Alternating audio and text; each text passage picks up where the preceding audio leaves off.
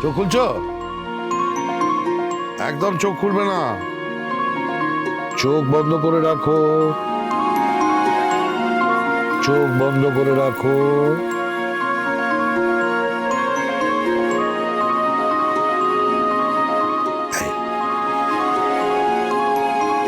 এটা কি?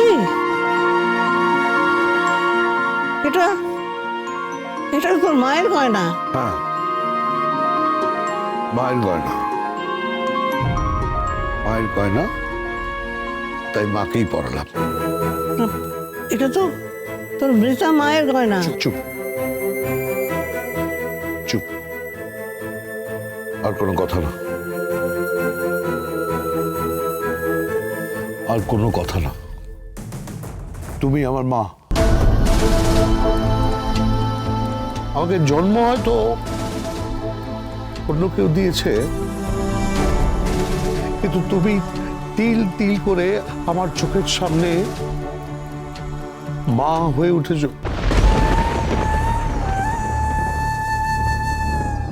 আমি তোর সঙ্গে অনেক খারাপ ব্যবহার করেছি, অনেক অন্যায় করেছি, তা সত্ত্বেও আমি না খেলে তুমি খাওনি।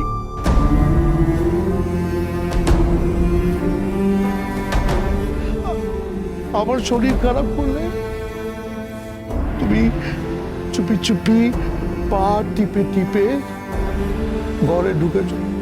কি করে জানলি? জানতাম মা, জানতাম। আসলে ওটা আমার রাগ ছিল না, ওটা আমার অভিমান ছিল। ব্রজবালা দেবী,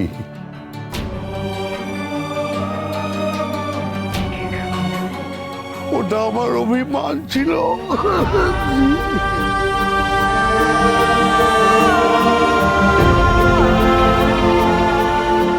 কে তুই? কি রে, কাঁদছিস কেন? তোমাদের দেখে। পাপা তোমাকে কত ভালোবাসে, তুমিও বাবাকে কত ভালোবাসো। কই তুমি তো আমাকে একটুও ভালোবাসো না। পারলি আয় এদিকে আয়, হিংসুটে কথা আয়।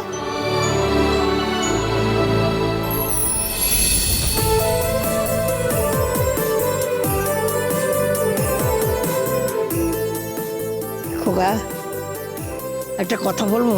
হ্যাঁ হ্যাঁ হ্যাঁ, কি মা কি? আজকে গান বাজনা প্রচুর হয়েছে রে। তার মধ্যে আমার একজনের কথা খুব মনে পড়েছে। কি কি কি, কার কথা? পদ্ম। ওকে বাঁচা বাবা, ওকে বাঁচা। ওর লড়াই যেন বৃথা না যায়। না, যাবে না, বৃথা যাবে না। আমি যাব, আমি যাব মা, আমি পদ্মর কাছে যাব।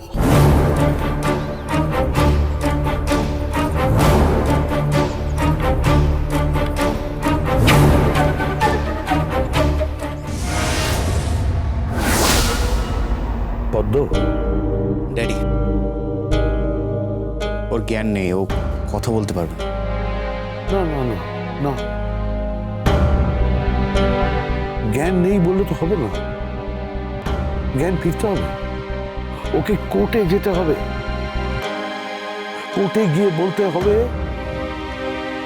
সত্যিটা কি।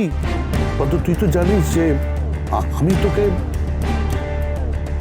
খুন করার চেষ্টা করিনি। আমি তোর বিরুদ্ধে কেস লড়েছিলাম একজন পেশাদার উকিল হিসেবে। আমার মক্কেল ছিল ওই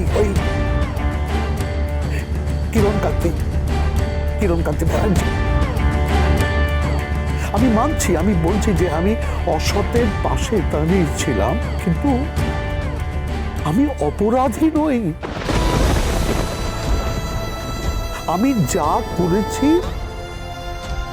আইন মেনে করেছি। পদ্ম, তোর যদি কিছু হয়ে যায় আমি শেষ হয়ে যাব, আমি শেষ হয়ে যাব পদ্ম। পদ্ম, তুই তো সব জানিস, তুই তো সত্যিটা জানিস।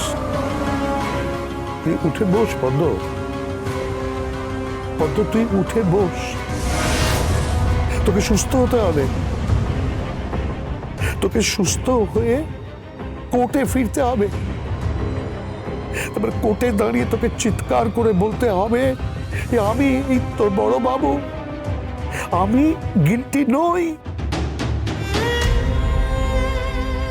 আমি তোকে বলছি আমি গীতা আর আমি মিলে তোকে জাস্টিস দেওয়াবো, তুই জাস্টিস পাবি, তোকে জাস্টিস পাওয়াবো পদ্ম।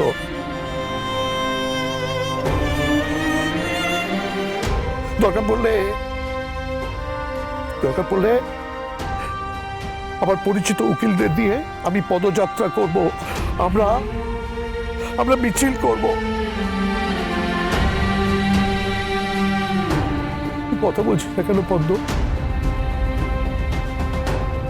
পদ্ম তুই কথা বল। তোকে নিয়ে আমার মা খুব চিন্তিত পদ্ম। পদ্ম তুই সুস্থ হয়ে উঠলে আমি তোকে বাড়ি নিয়ে যাব। তুই আমাদের বাড়িতে থাকবি পদ্ম, তুই আমাদের বাড়িতে মেয়ের মতো থাকবি, বিশ্বাস কর। আমি তোর বিয়ে দেবো, আমি নিজে দাঁড়িয়ে থেকে তোর বিয়ে দেবো, বিশ্বাস কর। আমি বাড়িয়ে কিছু বলছি না। Daddy please. স্বস্তিক পদ্ম কথা বলছে না কেন? ও কথা বলছে না কেন? এক্ষুনি আপনি বেরিয়ে যান।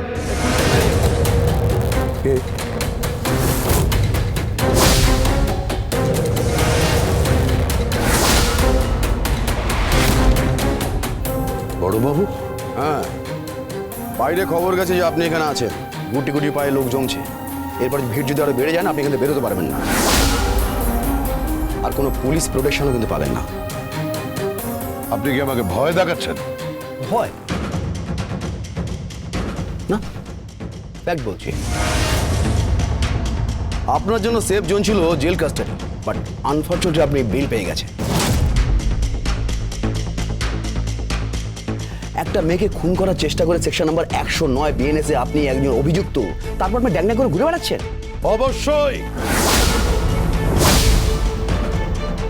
আমার বৌমার কেরামতি এটা, বুঝতে পারছেন?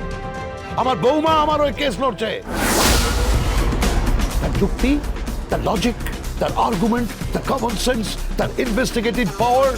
She is a criminal lawyer in the true sense of the term. আপনি যেটা চোখ খুলে দেখতে পাচ্ছেন না, ও সেটা চোখ বন্ধ করে দেখতে পায়। ও গেস করতে পারে। ওর ষষ্ঠ ইন্দ্রিয় অত্যন্ত প্রখর, বুঝতে পারছেন? ও প্রমাণ করে দেবে আমি গিল্টি নই, আমি ইনোসেন্ট, আমি অপরাধী নই। চোরের মায়ের বড় গলা। এই ও সামনে কথা বলুন। চিৎকার করবেন না, বললাম না বাইরে অনেক ভিড় জমে গেছে। এরপরে কিন্তু পুলিশও কোনো প্রোটেকশন দেবে না। আপনি এখান থেকে চলে যান, পাবলিক আপনাকে ছিঁড়ে খাবে বাইরে গেলে। ভালো চলে যান এখান থেকে। ড্যাডি চলো এখান থেকে। আজকে সত্যি সত্যি মিছিল বেরোনোর কথা। আজকে ওরা কিন্তু হসপিটালের সামনে ধর্ণা দেবে। তুমি বোধহয় না নিউজ পোর্টালগুলোকে খেয়াল করোনি, ওগুলো দিয়েছে। ড্যাডি চলো এখান থেকে, এখানে হুট করে আসাটা ঠিক হয়নি। নিয়ে যান এখান থেকে নিয়ে যান। আর অ্যাডভোকেট গীতা এলএলবি কে বলে দেবে যে কেউ প্রথম আমার সঙ্গে টক্কর নিচ্ছে, এই টক্করে জিততে পারবে না। আরেকটা কথা, পদ্ম যদি মরে যায় না, আপনি কিন্তু শেষ অগ্নিজিৎ মুখার্জি। লোকে বলে না যে আপনি চলমান ইনস্টিটিউশন, ওই ইনস্টিটিউশন না লাল বাতি চলে যাবে। আপনার স্থান হবে হাজতে, সোজা জেল কাস্টাডি। পৃথিবীর সারা লোক আপনাকে ঘৃণা করবে, ঘৃণা। Gita LLB